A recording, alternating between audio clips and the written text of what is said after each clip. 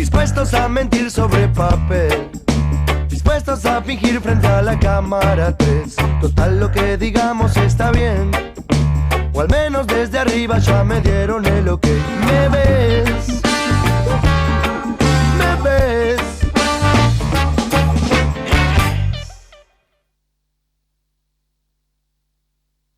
Argentina acaba de embarcarse en el mayor proyecto chino a escala global, la nueva Ruta de la Seda, una ambiciosa iniciativa del gigante asiático para estimular el flujo del comercio a través de multimillonarias inversiones, sobre todo en infraestructuras a lo largo y ancho de los 5 continentes.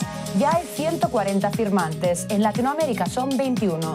China defiende su potencial para el progreso mundial, pero ¿es oro todo lo que reluce? ¿Qué puede esperar Argentina de este nuevo convenio? ¿Qué busca realmente China en la región y en el mundo? Lanzada en 2013 como el emblema del gobierno del presidente chino, la nueva Ruta de la Seda rememora la legendaria ruta comercial por la que ya hace 2300 años fluyó el comercio entre la China imperial, Asia y Europa. La de ahora pretende financiar una gigantesca red global de rutas marítimas y terrestres donde el centro lo ocuparán las grandes compañías chinas para incrementar los volúmenes de intercambio de bienes y productos entre Pekín y mercados lejanos. El gigantesco proyecto de inversión es visto como un plan Marshall del siglo XXI, pues se calcula que implicará de aquí a 2025 inversiones por un valor de 5 billones de dólares. Incluiría el 75% de las reservas energéticas conocidas, el 70% de la población mundial y generaría el 55% del PIB mundial. En Latinoamérica, la primera nación en unirse fue Panamá. Más tarde se sumaron países como Bolivia, Chile, Costa Rica, Cuba, Ecuador, entre otros. Recientemente Nicaragua y ahora Argentina. ¿Qué tal? Tengan ustedes pero muy buenas noches. Bienvenido al último programa de este 2022, de esta primera parte de Verdades que Incomodan. La verdad que fue un año maravilloso para nosotros. Compartimos y nos nutrimos de mucha gente que pasó por el programa. Y arrancamos el último programa de este año, con lo que representa para Argentina lo que se conoce como la Ruta de la Seda, ¿no? La presencia de China en la región. Y para hablar de ese tema, yo quería invitar especialmente a una colega, a una amiga, a la licenciada Carolina Romano, licenciada en Relaciones Internacionales. Ella es secretaria de Cooperación Técnica y Relaciones Internacionales de la Universidad Nacional de Salta. Así que ya la tenemos a Carolina. ¿Cómo te va, Carolina? Un placer. Hace 6 meses que quería invitarte al programa, la verdad que... La verdad, muchísimas gracias. Un placer, Sergio, estar acá con vos, porque, bueno, nos une un gran camino para atrás con todo lo que fue éramos compañeros de las de la facultad internacionales, de la carrera de las Relaciones Internacionales en Salta, donde fuimos parte de la primera promoción, ¿no? Entonces, este camino de más de 20 años ya. La verdad que recibí con mucha satisfacción cuando supe de tu llegada a la Secretaría de Cooperación Técnica y Relaciones Internacionales de la UNSA, nada más y nada menos, ¿no?, que en la Universidad Nacional de Salta. Así es, ha sido, la verdad, y es un gran desafío. Tengo que agradecer verdaderamente a quienes han pensado en mí para hacerlo, ¿no? Todo el equipo de gabinete, al señor rector y al vicerrector, que apostaron a que una licenciada en Relaciones Internacionales que venía de acciones, bueno, de un trabajo gubernamental, de acciones y de una universidad privada. De la universidad privada. Viste que siempre está eso de que no, ¿de dónde sos vos? Porque sí, es como son, digamos, la comunidad de la UNSA es celosa de sus docentes y demás. La verdad que eso habla también de la apertura de la gestión del ingeniero Hoyos, ¿no? Y de la gran transformación que estamos viviendo en la UNSA, ¿no? Así que, y en la que estamos todos comprometidos con eso. Ayer estuve participando, y justamente tenía que ver con esta invitación al programa, estuve participando en un seminario que organizaste sobre la Ruta de la Seda. Contame, antes de hablar puntualmente sobre la Ruta de la Seda, vos sos de alguna manera una visionaria porque estuviste yendo y viniendo a China hasta la pandemia varias veces, porque fuiste autora y gestora de un proyecto de intercambio de profesores latinoamericanos que van a dictar clase en la universidad. Contame cómo fue tu experiencia, a dónde iban, qué hacían, contame un poco. eso, bueno, por favor. es muy movilizante, ¿no? La verdad que haber trabajado y seguir trabajando China es fascinante por todo lo que implica China, que mueve y moviliza diferentes dimensiones, que apasiona, ¿no? Por la inmensidad, por verdaderamente lo maravilloso. Yo creo que es un mundo al que nosotros hoy estamos descubriendo en la provincia de Salta. ¿Por qué digo descubriendo? Porque China ha cambiado mucho, no es la misma China y hay muchas personas que todavía siguen pensando en esa China rural, en esa China, ¿no? de que estaba haciendo su camino hace 50 años, y hoy China es una potencia, es la segunda economía y socio comercial de la mayoría de los países del mundo. Segunda economía que está ahí, ¿no? ¿Y cómo fue tu con llegada a Estados la universidad? ¿En qué provincia estuviste? Yo estuve en ¿Cómo se gestó esa relación, digamos? Bueno, fue una situación que tiene que ver con el trabajo que veníamos desarrollando con la Universidad Nacional de La Plata. Nosotros, en el momento en que yo estaba como jefa de carrera de Relaciones Internacionales en la Universidad Católica, comenzamos a trabajar con el Instituto Confucio de La Plata. En ese marco, el profesor Norberto Consani envió unos docentes, profesores chinos, a la directora china del Instituto Confucio, que era Juan Nan, y generamos actividades y comenzamos un camino. Y luego la directora china se despidió, volvió a China, y nosotros siempre quedó como ahí la inquietud. Quedó el correo electrónico. Exactamente, y el WeChat. Y entonces quedó la inquietud de que generemos actividades.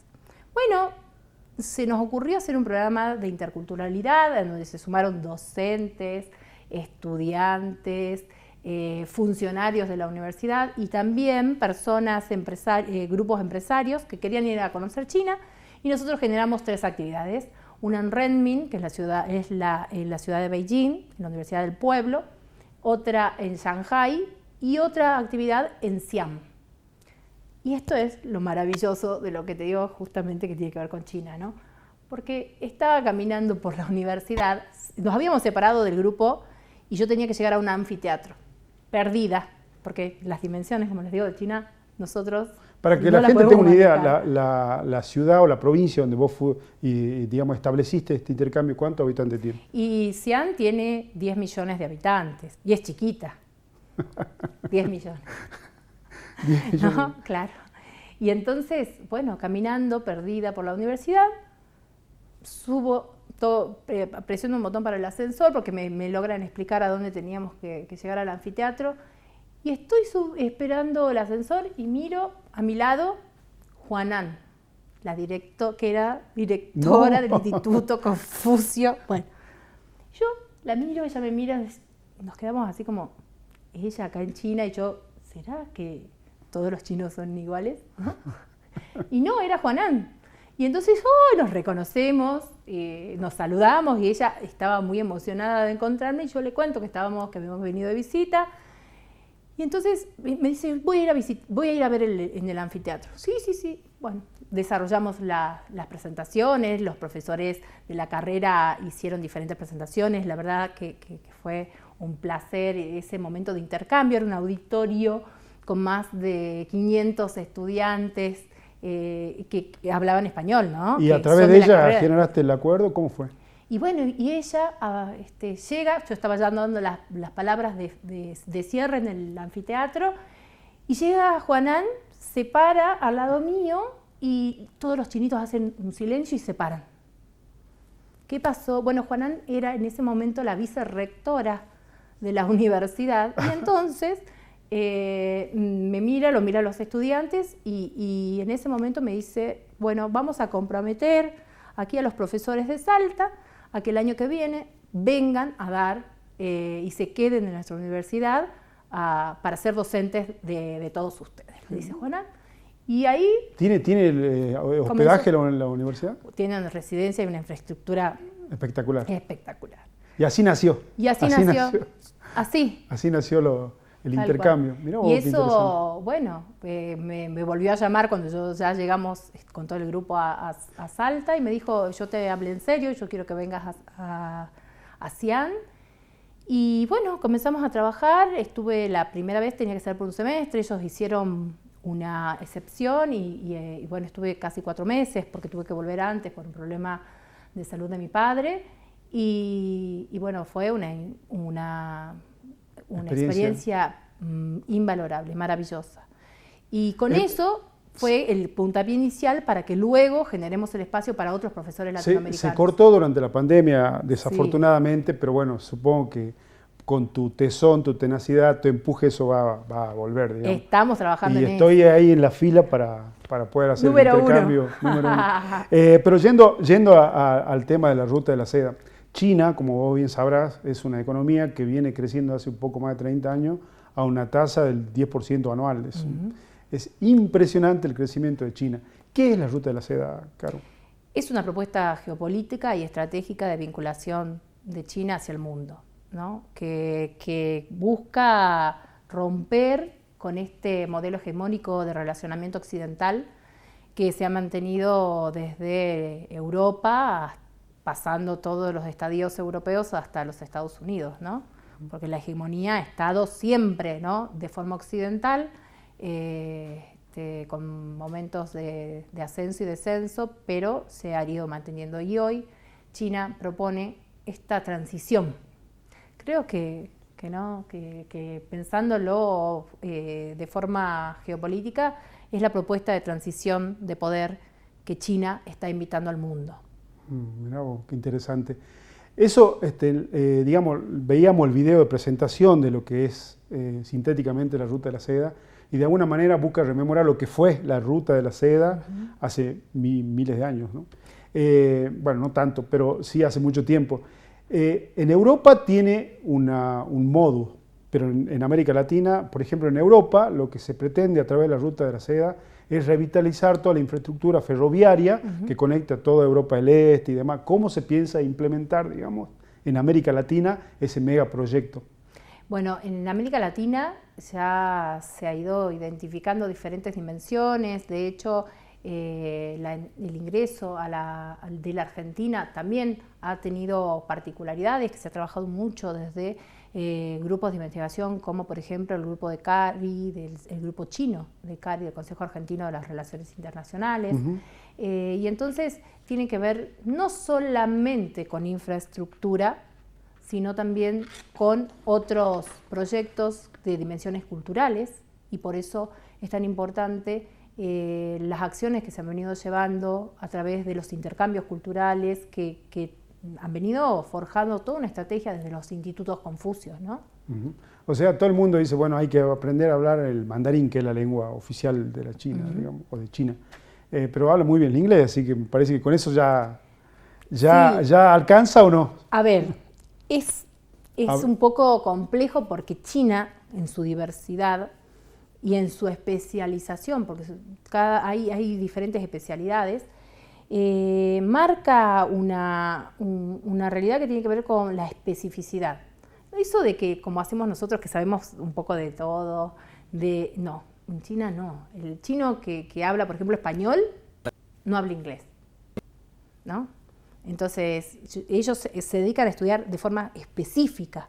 Entonces, ahí es como que sí es importante esta barrera idiomática que tenemos, pero hay otras dimensiones que tienen que ver con la agenda internacional de China, ¿no?, hacia el mundo, y que son las energías renovables, los proyectos y los programas de inclusión que han venido generando. China ha sacado de la pobreza a más de 800 millones de personas, ¿no?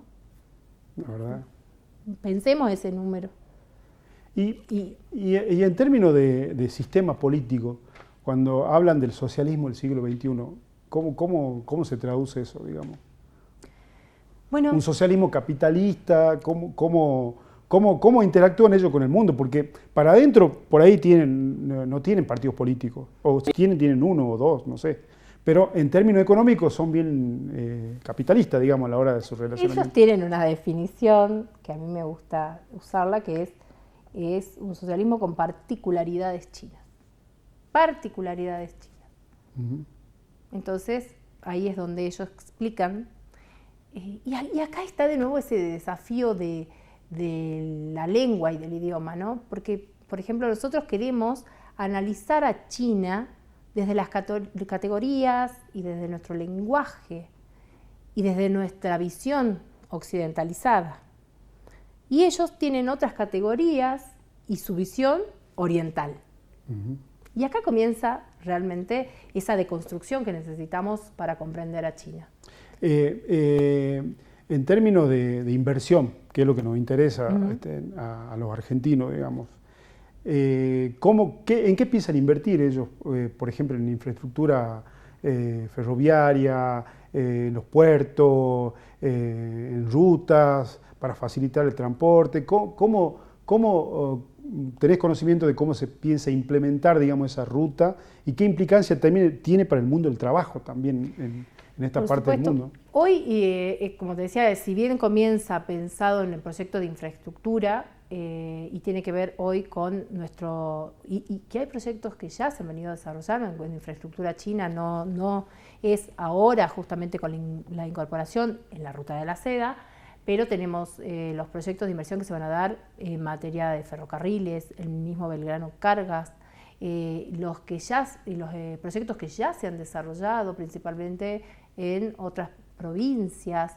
Existe ya toda una propuesta de vinculación a través de la minería, de Yo te los cuento, desarrollos de... Sí. Perdón que te interrumpa, te cuento, cuando vos hablabas de otras provincias y de lo que se está haciendo en materia de relaciones internacionales, como adecuando, digamos, no solamente adecuando la normativa para que puedan venir capitales chinos en este caso, pero te cuento que en la mayoría de las otras provincias hay Secretaría de Relaciones Internacionales y la maneja gente de Relaciones Internacionales. Entonces, por ahí el gobierno, sugerencia de un vecino común, pongan a alguien de Relaciones Internacionales a manejar las relaciones internacionales de la provincia de Salta, porque abogado me parece que no tiene nada que ver con... Verdades que incomodan. Verdades que incomodan, gobierno, acá estamos. Verdades que incomodan, ¿sí? No, bueno, sí, lo que nosotros necesitamos, China exige pensar en China, pensar en las categorías chinas y pensar en una estrategia de relacionamiento. O sea, no China exigiendo, no, nosotros, a la luz del ascenso, del avance chino, necesitamos pensar a China, necesitamos planificar a China y necesitamos, desde diferentes visiones, sumarnos a esa actividad, porque necesitamos una proyección que sea participativa, o sea, que podamos sumar a todos los sectores, como te decía, porque no es solamente infraestructura. Infraestructura va a ser el primer paso, pero esto tiene que ver ya con recursos naturales, ¿no? Y nuestra posición frente a los recursos naturales. ¿Qué queremos? Y es el debate que se está dando a lo largo de toda América Latina. ¿Queremos ser nuevamente y seguir con modelos extractivistas? Esa es la pregunta, ¿no? Verdades que incomodan. ¿Qué queremos de esa relación con China? Porque los chinos no son los culpables de que nosotros no estemos planificando ni generando estas estrategias de vinculación, teniendo en cuenta a todos los sectores y teniendo en cuenta cuidar y promover esos espacios de inclusión y de trabajo de forma planificada. Te llevo un poco a la relación de los dos grandes hegemones, que son China, así decimos en relaciones internacionales, sí, hegemones, China y Estados Unidos. ¿Cómo gestionaron la pandemia en ambos países? Porque me da la impresión, y quiero una opinión tuya al respecto, de que China, a pesar de la pandemia, siguió creciendo y creo que eso representa de alguna manera este enfrentamiento entre estos dos grandes hegemones, representa una oportunidad para América Latina. Pero para eso, ¿qué tenemos que hacer? Bueno, ahí está la necesidad de la estrategia, ¿no? Porque y lo vamos a analizar seguramente después con los otros temas sobre Latinoamérica. En el segundo bloque, exacto, que ya se nos termina el primero. Así bueno, muy rápido entonces. ¿Por qué? Porque esto es como lo que nos pasó con la guerra comercial, ¿no? Vuelvo al ejemplo. Es como cuando dos elefantes se pelean. Sí. Nosotros seríamos las hormigas. Las hormigas que podemos estar abajo o ver cómo hacemos el hormiguero en el medio, ¿no? Entonces, para eso necesitamos, o estamos todos dispersos, creyendo que cada una o cada provincia puede hacer frente a esta realidad, o comenzamos a trabajar desde las economías regionales, desde los proyectos de integración, desde los proyectos de infraestructura. No es solamente pensar en estos aspectos de forma aislada, sino poner en la mesa un modelo de desarrollo. Nosotros tenemos hoy, y esto es un pedido no solamente a las instituciones, es a los think tanks, ¿no? Al pensamiento, a la academia. Tenemos la obligación de tener una propuesta frente a China desde el norte argentino. Y hay gente que lo viene trabajando con esfuerzos de hormiga también, que son muy poquitos, pero porque se debaten muchas tendencias, ¿no? Uh-huh. de los corredores. ¿Cuáles son los corredores que necesitamos? ¿Qué es este proyecto del corredor bioceánico? El proyecto del corredor bioceánico tiene nuestra edad de educación, ¿no? Nuestra experiencia en las relaciones internacionales surgieron y continuaron con el proyecto que tenía que ver con la Cicosur, el corredor bioceánico, el que primero se fue transformando, ¿no? El corredor del Trópico de Capricornio, después sufrió todas las vicisitudes regionales y políticas, y terminamos con un SICO y un JAMA, pero todo eso que en algún momento nosotros estudiamos, hoy es una realidad. Necesita que le demos más contenido. Te propongo una pausa cortita, y en el segundo bloque hablamos de algunas noticias que sacudieron al mundo internacionales, ¿no? Que sacudieron al mundo en este 2022. Ya volvemos con más Verdades que Incomodan.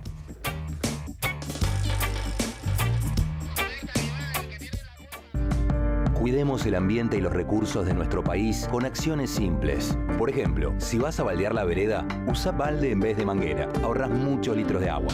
Cuidemos nuestros recursos. Cuidemos nuestro país. Argentina Presidencia. Dicen que la vida se hace con la suerte.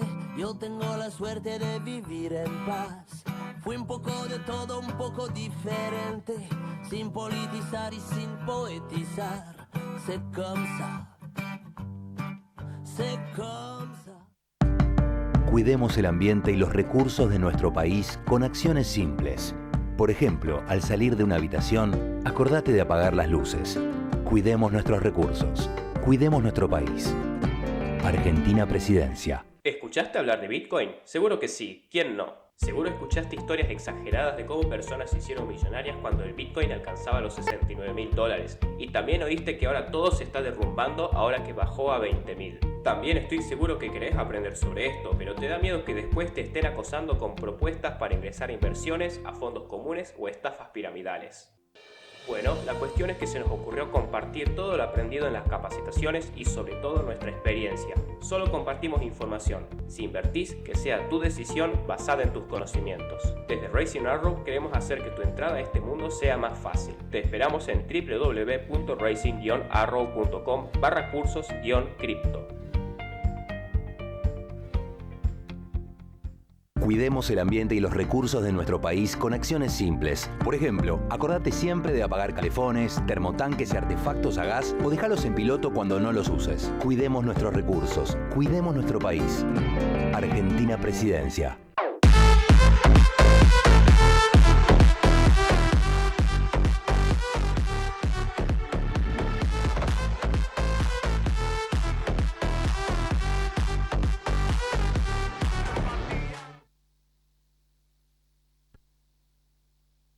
Tras meses de tensión entre Moscú y Kiev, el presidente ruso Vladimir Putin dio luz verde a una gran operación militar en la región del Donbass, en el este de Ucrania, aunque también se están reportando explosiones y ataques en otras partes del país.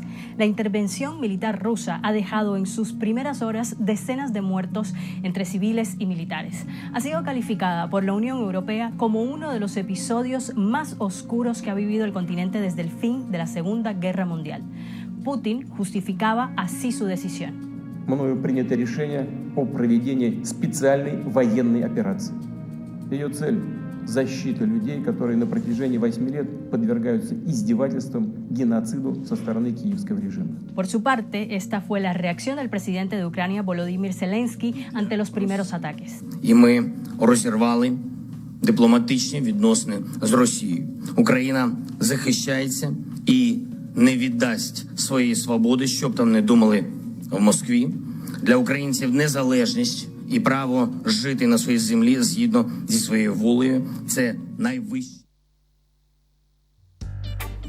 Bueno, retornamos para este segundo bloque de Verdades que Incomodan y bueno, recordar a la gente que recién se prende a la pantalla de Somos Salta, Jujuy, Flow, que estamos dialogando con Carolina Romano, ella es licenciada en Relaciones Internacionales y es secretaria de Cooperación Técnica y Relaciones Internacionales de la Universidad. No digo esto para los amigos que recién se prenden a la pantalla. Quería charlar con ella porque se especializa en estos temas. Justamente la noticia que sacudió al mundo, ¿no? En febrero de este año Rusia le declaraba la guerra a Ucrania y todo el mundo miraba absorto cómo comenzaban a movilizarse las tropas. Absurda, ¿no? Absurda como todas las guerras. ¿Qué opinión te merece este enfrentamiento, Caro? A mí la verdad que me parece que es de una gran irresponsabilidad. Irresponsabilidad en un mundo que venía intentando reordenarse, ¿no? De esta salida pandémica, en donde los diferentes organismos internacionales ya habían determinado la complejidad de esta salida de la pandemia, porque en realidad tenemos diferentes análisis, ¿no? de analistas ya que declaran esta salida de la pandemia, a otros analistas que dicen, no, estamos atravesando y recorriendo la pandemia y vamos a necesitar ir transformando los espacios para poder salir de esa pandemia. De estudios, por ejemplo, como el mismo BID o la CEPAL, donde ya ponen alertas en que América Latina se puede enfrentar a una nueva década perdida. Y entonces en ese contexto se produce este lamentable e irresponsable acto que podría haber sido solucionado, ¿no? O sea, antes de llegar a esta situación. Te hago una pregunta. En la Primera Guerra Mundial, después de la Primera Guerra Mundial, surge lo que se conoce como la Sociedad de las Naciones, que en teoría tenía como objetivo central preservar la paz del mundo. Falla porque viene la Segunda Guerra Mundial. Y porque además Estados Unidos no había apoyado, no era un proyecto muy bonito, Woodrow Wilson lo promovía, pero después... Bueno, en la Segunda Guerra Mundial, posterior, con el fin de la Segunda Guerra Mundial, se crea la Organización de las Naciones Unidas. Está fallando la organización porque afortunadamente todavía no escaló, digamos, el conflicto a nivel global, pero sí tiene consecuencias económicas a nivel global. Por supuesto que tiene consecuencias lamentables para muchos países y muy positivas para unos pocos, y diría yo casi un poco o uno solo, ¿no? Que tiene que ver con esta estrategia de la que nosotros y todo el escenario del siglo XX ha sido, todo el siglo XX ha sido un escenario de esa realidad marcada por los intereses de la industria bélica. ¿Y qué pretende Rusia con invadir Ucrania? Yo no, a ver, como profesora de teoría de las relaciones internacionales, ahí me viene la deformación, y entonces yo no lo hago tan responsable a Rusia y al presidente Putin, sino que para mí la responsabilidad... ¿Es compartida? Además de ser compartida, es mayor en Zelensky, en el presidente ucraniano. ¿Por qué?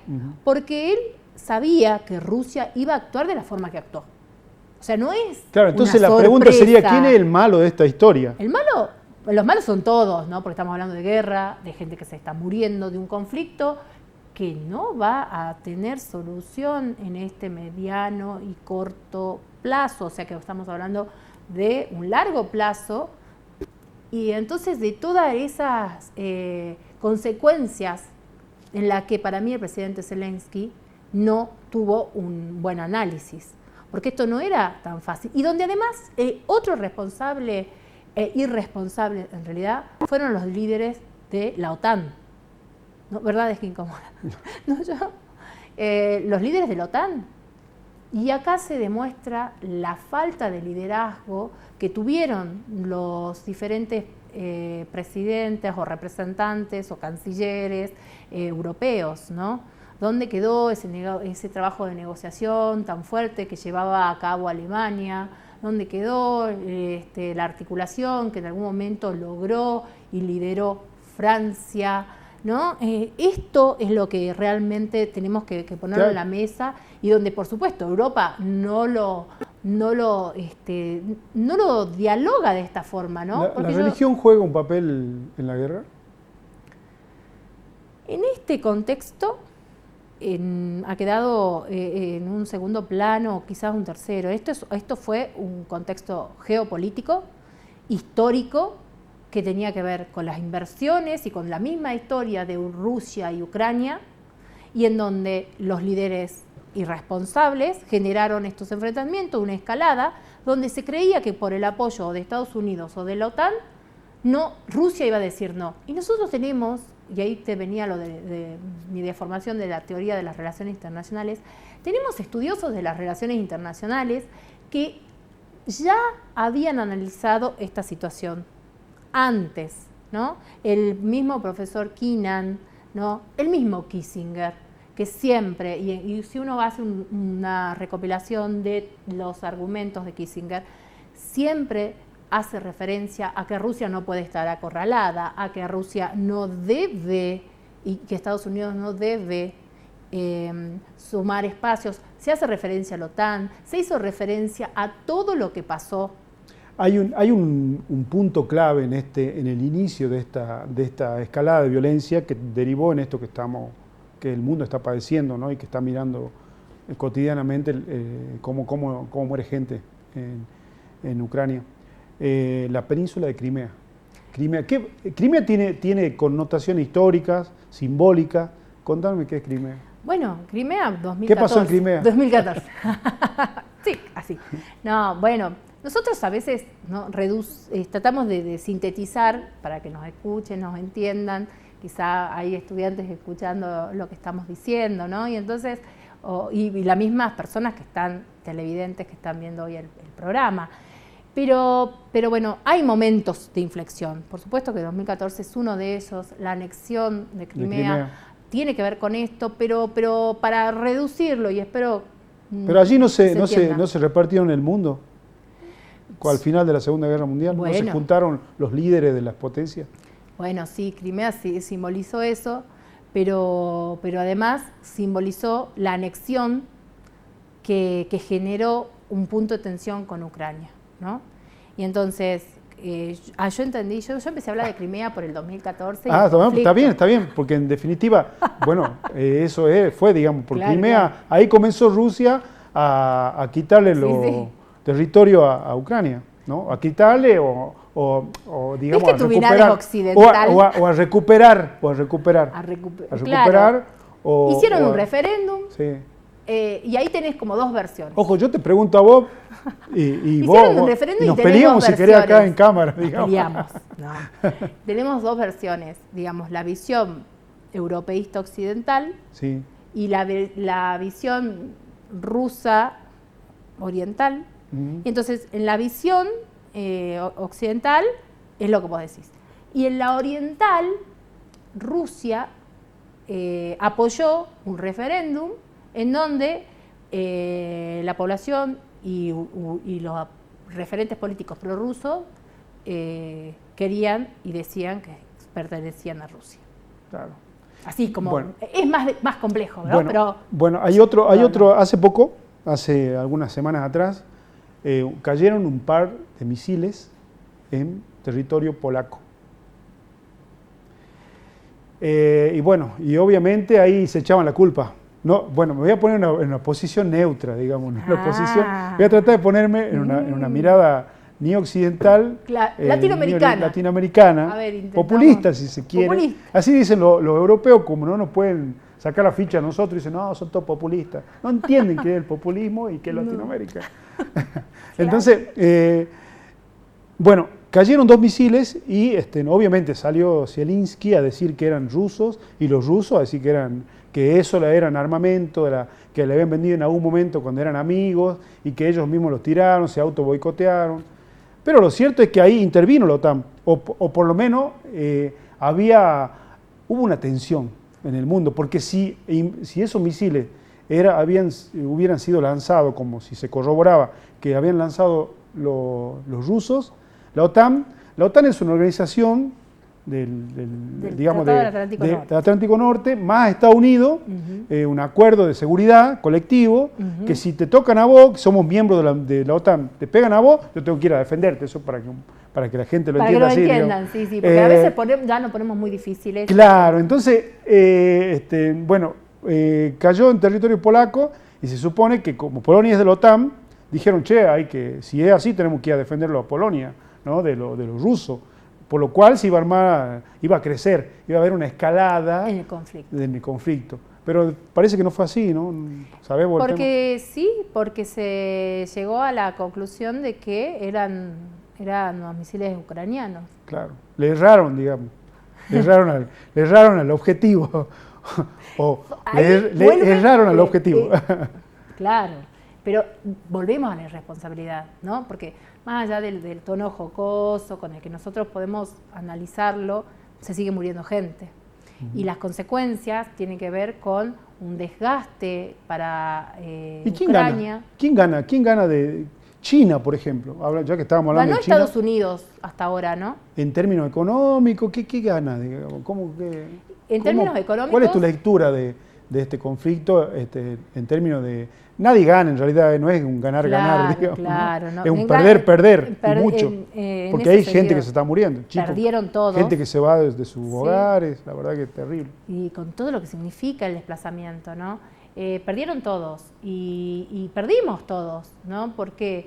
Porque tenemos una crisis energética, porque tenemos una crisis de seguridad alimenticia, y nosotros, imagínate que nosotros la sentimos acá, ¿te acordás? Hace unos meses cuando todo el mundo se quejaba del gasoil, sí. Cuando todo el mundo... Todo tiene que ver con todo. Exactamente, bueno, entonces nosotros también sufrimos y tenemos esas consecuencias de esta crisis, pero, y la pregunta es quién gana, y la verdad que gana la industria bélica, que se ha usado, y lo sabemos bien, siempre para reactivar la economía, ¿no? Habría que ese da para que hablemos un programa. Claro. Pero no quería perder más, sacarte este tema para ver otro tema. Me gustaría que en la pantalla pongamos un video de presidentes latinoamericanos.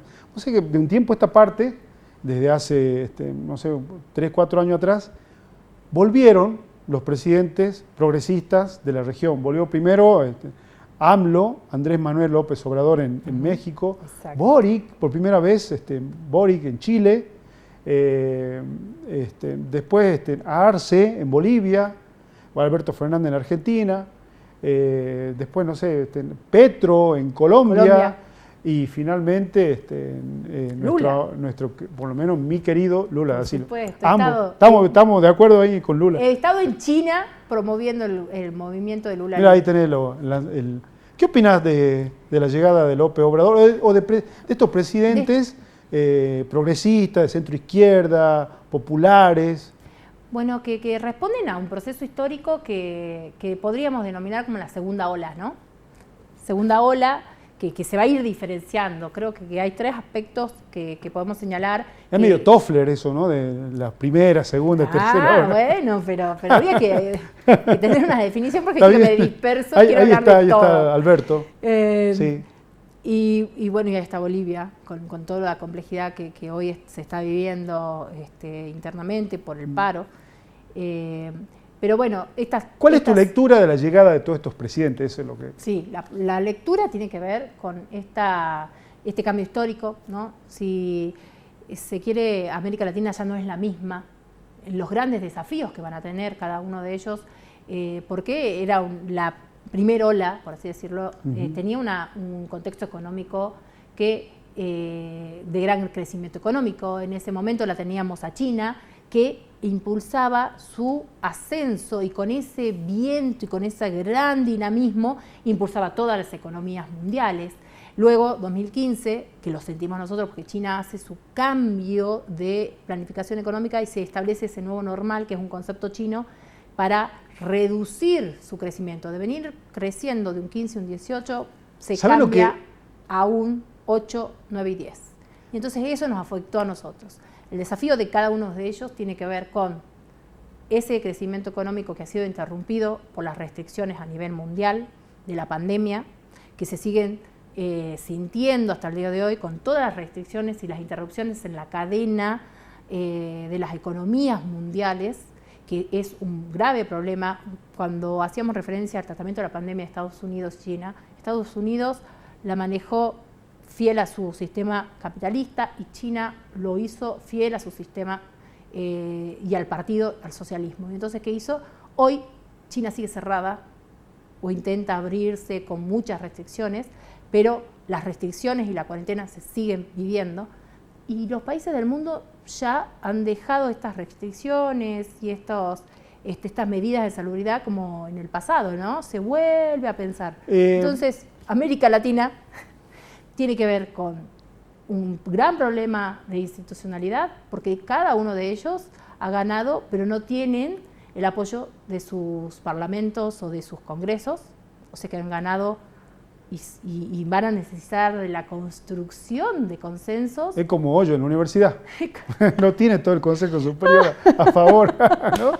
Una cosa así. Digo, así, para ir a lo doméstico. Claro, pero que ha sabido construir bastante bien los consensos y que hoy tenemos... Bueno, esa es la habilidad de un líder. De un líder. La verdad que ahí está. Y acá entonces veremos cómo nuestros Y hay grupos, líderes. ¿no? Generalmente cuando, por ejemplo, hay una ola, que yo la celebro, sinceramente, me encanta que estén estos presidentes. Bueno, vos has hecho y has escrito mucho sobre eso también, entonces es para celebrarlo y tenés que ser tu segundo o tercer propuesta. La tercera ola. Claro, la tercera. No, pero esta es la segunda. La segunda, bien.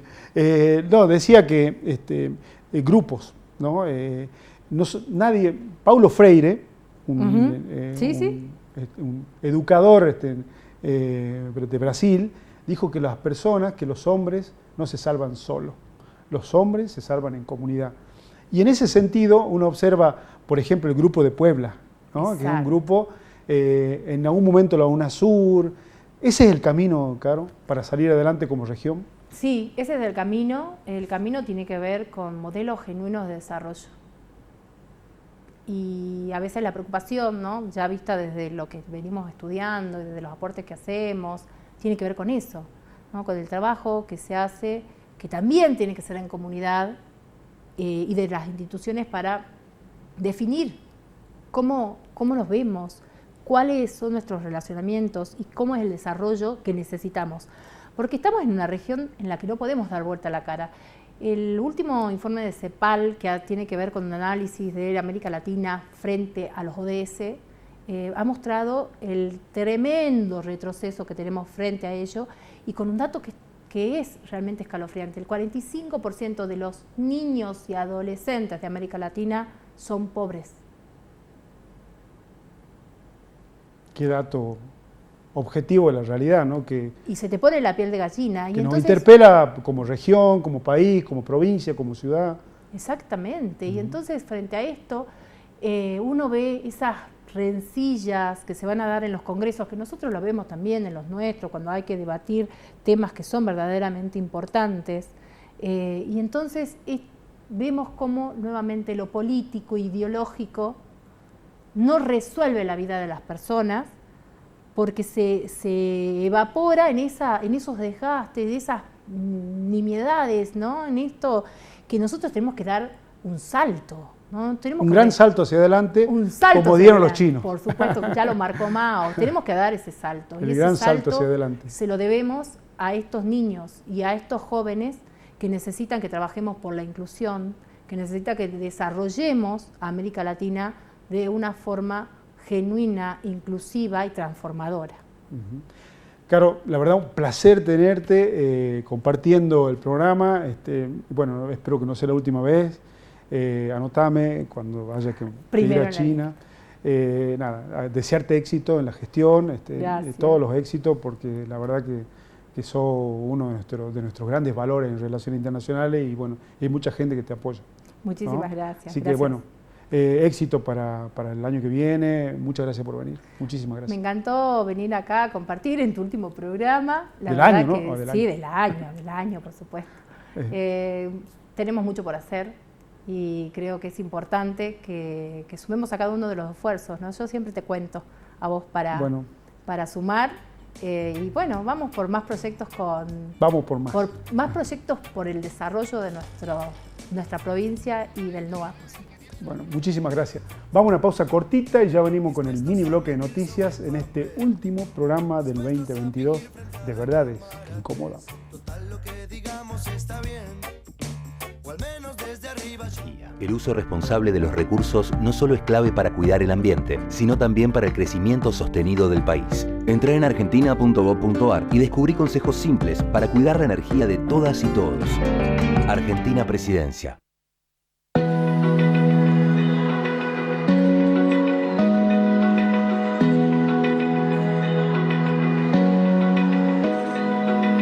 Open eye, feel the waves cut through me, hypnotized by the sounds I'm breathing in. Hold tight, chemicals collide.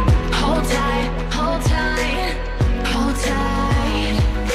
Dripping lights paint the skies, all because of you.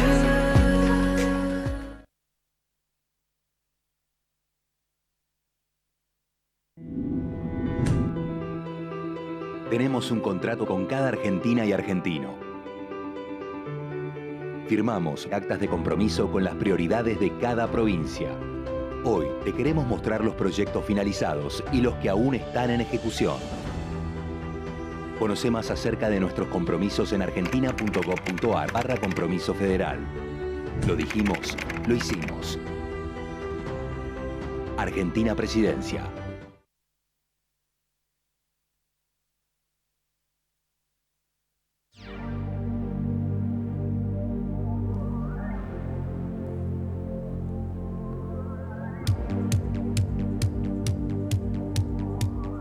Bueno, regresamos al último bloque, un bloque cortito de noticias de este último programa. Yo quiero agradecer profundamente a Francisco, a mi amigo Francisco Galazo, que es el que arma todos los videos, que hace toda esta puesta en escena para el programa, a Roberto Barriento, que también está, digamos, que siempre que fue uno de los gestores del programa, del nombre del programa. La verdad que muy agradecido a ellos dos por haberme acompañado en este primer año de Verdades que Incomodan.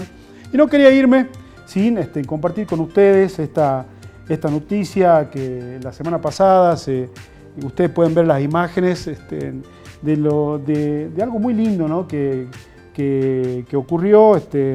Se lanzó la diplomatura en Interpretación y Traducción Intercultural Wichí, castellano para acceso a la justicia, ¿no? Ahí se ven imágenes de hermanos de la comunidad originaria del norte que fueron a la ciudad judicial.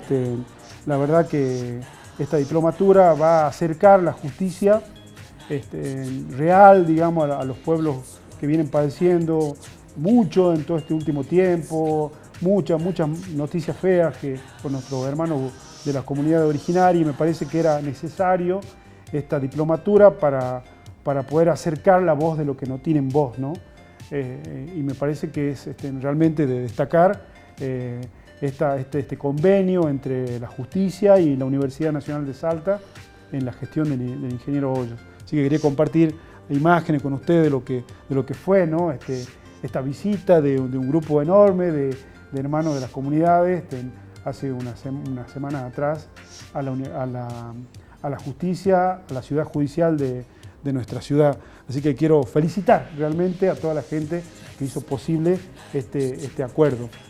Bueno, la otra no tan buena noticia que ustedes pueden ver acá tiene que ver con los gastos de cotillón que está llevando adelante desde la intendencia de la señora Betina Romero. Se conoció en estos últimos días que la intendencia gastó lo que dice acá, ¿no? Esto salió en el diario Chiquito.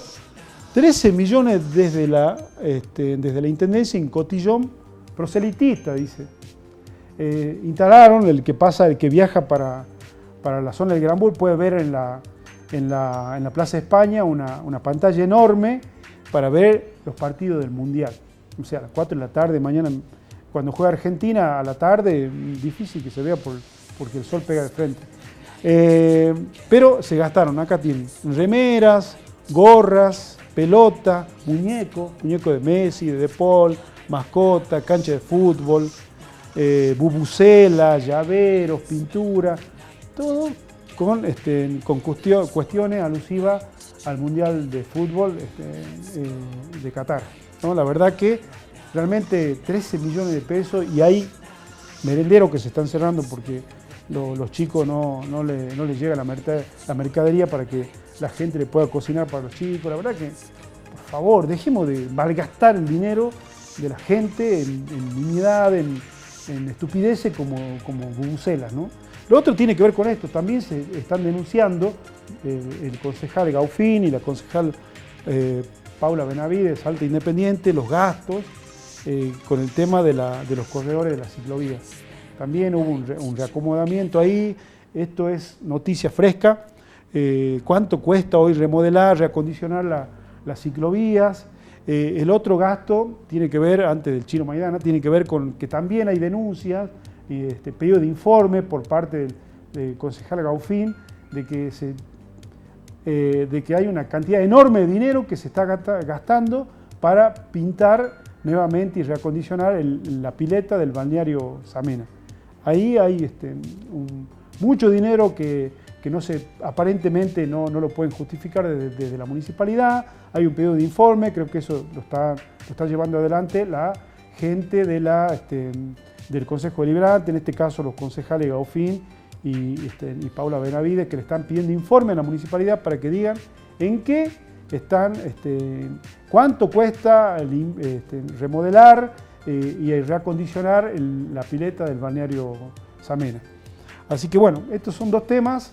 La verdad que me da mucha brronca, confieso que me da mucha bronca que el municipio gaste 13 millones y también en comprar camisetas, proselitismo barato que están haciendo a raíz del Mundial.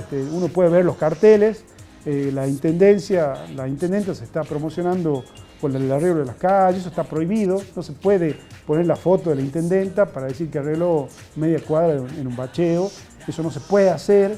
Hay una ley, una ordenanza si no hay, debería haber, que regule eso. No se puede hacer propaganda proselitista con cosas que tienen que ver con la obligación del municipio. Así que eso creo que es importante que lo digamos. Bueno, y por último, el 2 de diciembre, desde la productora Iwoca es una productora de la ciudad de Orán, están promocionando la llegada del Chino Maidana. Chino Maidana va a estar en el Club Argentino, en Orán, un club que está al lado del Banco Nación. Va a llegar el Maidana Promotion para dar una exhibición de boxeo, el campeón del mundo, ¿no? La verdad que, ¿quién no se acuerda de Maidana cuando le ganaba a Arjen Broners? Esa pelea maravillosa que realmente todos la festejaban porque el negrito era bastante bocón y bueno, el Chino Maidana le cayó la boca. La verdad que bueno, eso se está haciendo de la productora Iwoca, de un amigo, de un empresario realmente que hace mucho por Orán. Él es José Dimas Ruiz, hace este tipo de eventos para ayudar a comedores.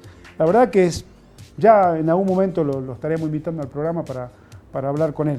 Bueno, hasta acá llegamos con el programa. Yo simplemente quería nuevamente agradecer a los amigos, a nuestros aliados, a la gente que apostó, digamos, a que este programa salga, porque como yo siempre lo dije desde el primer día, el programa no recibe ni pauta de la municipalidad ni pauta del gobierno de la provincia, porque entendemos que es la única forma de poder decir las verdades que le incomodan al gobierno de la provincia y al gobierno municipal.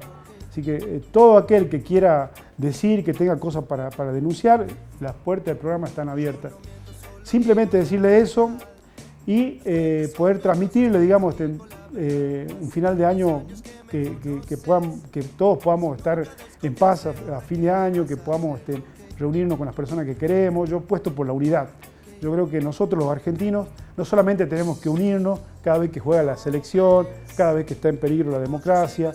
Hay muestras enormes de la unidad del pueblo argentino cuando fue lo de Malvinas, cuando, como decía, estuvo en peligro la democracia, cuando el presidente Alfonsín salió a defender la democracia, estuvimos juntos ahí, estuvimos juntos en el Mundial 78, estuvimos juntos en muchos momentos clave de la historia de nuestro país. Y cuando estamos juntos, cuando nos ponemos de acuerdo, realmente podemos salir adelante. Yo creo en eso, apuesto a la unidad, la palabra clave para el 2023, poder unirnos más como argentinos, salir de esta maldita grieta que nos desune, así como apoyamos a la selección y la vamos a seguir apoyando, gane o no gane el Mundial. Creo que el desafío que tenemos por delante como sociedad es la unidad. Yo apuesto a eso y apuesto a la verdad. Como siempre digo, como eslogan de este programa, solo la verdad nos va a hacer libres. Así que nos estaremos viendo el año que viene seguramente con muchas verdades que van a incomodar en un año electoral como va a ser el 2023. Hasta el año que viene. ¡Chau! Dispuestos a mentir sobre papel, dispuestos a fingir frente a la cámara 3. Total, lo que digamos